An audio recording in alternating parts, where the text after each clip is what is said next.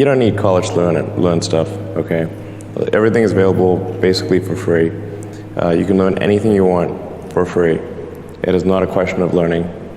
There is a value that colleges have, which is like, seeing whether can somebody work hard at something, including a bunch of sort of annoying homework assignments, and still do their homework assignments and kind of soldier through and get it done. That's like the main value of college. And then also, if you probably want to hang around with a bunch of people your own age for a while instead of going right into the workforce. So I think colleges are basically for fun and to prove you can do your chores, but they're not for learning.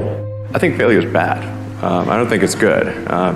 But if something's important enough, then you do it even though the risk of failure is high. And so I think my advice, if somebody wants to start a company, is they should bear in mind that the most likely outcome is that it's not going to work. And they should reconcile themselves to that strong possibility. And they should only do it if they feel that they are really compelled to do it. Right. Because it's gonna, the way starting a company works is like, usually in the very beginning it's kind of fun, and then it's really hellish for a number of years. You talked about chewing glass. Yeah, there's a friend of mine who's a successful entrepreneur, and started actually his career around the same time as I did, and he has a good phrase. His name's Billy. He said, starting a company is like eating glass and staring into the abyss. And you agree with that? Generally true. Yeah, but to the point of the question that was just asked, I want to make sure Telsa recruiting does not have anything that says requires university, because that's absurd. But there is a requirement of evidence of exceptional ability. Like, you just can't, if you're trying to do something exceptional, they must have evidence of exceptional ability. I don't consider going to college evidence of exceptional ability. In fact, ideally you dropped out and did something.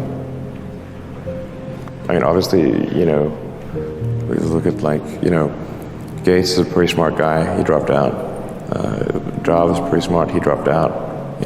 Larry Ellison, smart guy, he dropped out. I'm like, obviously not needed. So, did Shakespeare even go to college? Probably not.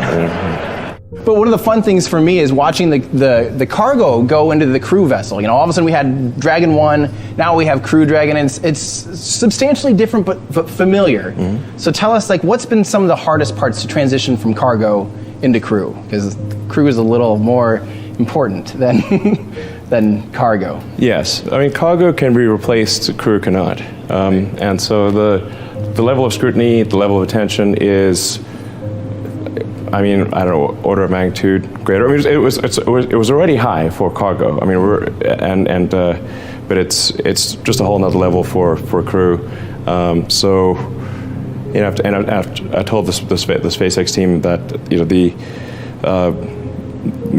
this mission reliability is not merely the top priority; it is the only priority right now. Mm-hmm. So we're just doing continuous engineering reviews from now, nonstop, 24 hours a day until launch.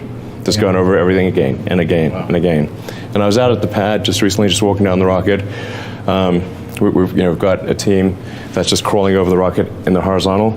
Then we're going to rotate it vertical. Then we're going to crawl all over in the vertical. And we're just looking for any possible action that can improve the probability of success, no matter how small. Whether that comes from an intern or me or anyone, doesn't matter.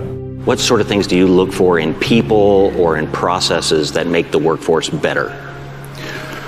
Sure. Well, I think the massive thing that can be done is to make sure your incentive structure is such that innovation is rewarded and lack of innovation is punished.